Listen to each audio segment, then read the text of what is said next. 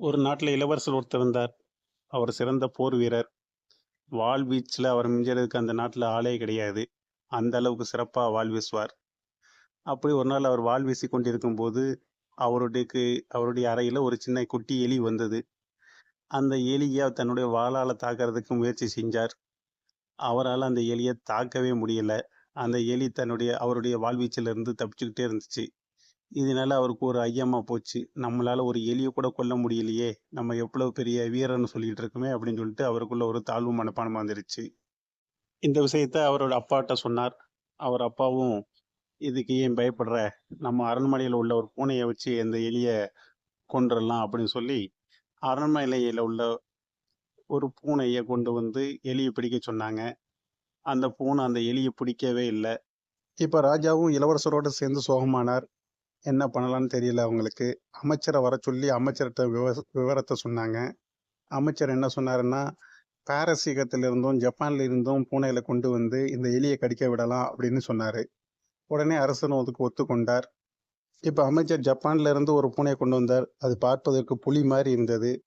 அந்த பூனைய எலிய பிடிக்குமாறு சொன்னாங்க. அந்த பூனை எலிய பார்த்து பயந்து ஓடுச்சு. இப்ப அமைச்சரும் குழப்பமானார்.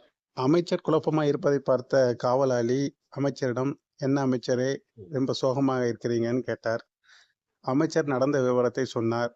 இதற்கு காவலாளி, "இதற்கு என்னிடம் ஒரு யோசனை உள்ளது. எங்க வீட்டு பூனையே போதும். அரண்மனையில் உள்ள எலிய பிடிச்சிரும்" அப்படின்னு சொன்னார். அமைச்சருக்கு கொஞ்சம் சந்தேகம். எனினும் காவலாளி அவருடைய பூனைய கொண்டு வந்து முயற்சிக்குமாறு சொன்னார். காவலாளி அடுத்த நாள் தன் வீட்டில் உள்ள பூனையை அரண்மனைக்கு எடுத்து வந்தார். எலி இருக்கும் அறையில் பூனையை திறந்து விட்டார். பூனை ஒரு கண வினாடியிலேயே எலியை பிடித்துக் கொண்டு வந்து விட்டது.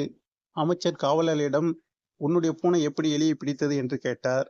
அதற்கு காவலாளி, "என்னுடைய பூனை 3 நாட்களாக பசியில் இருந்தது.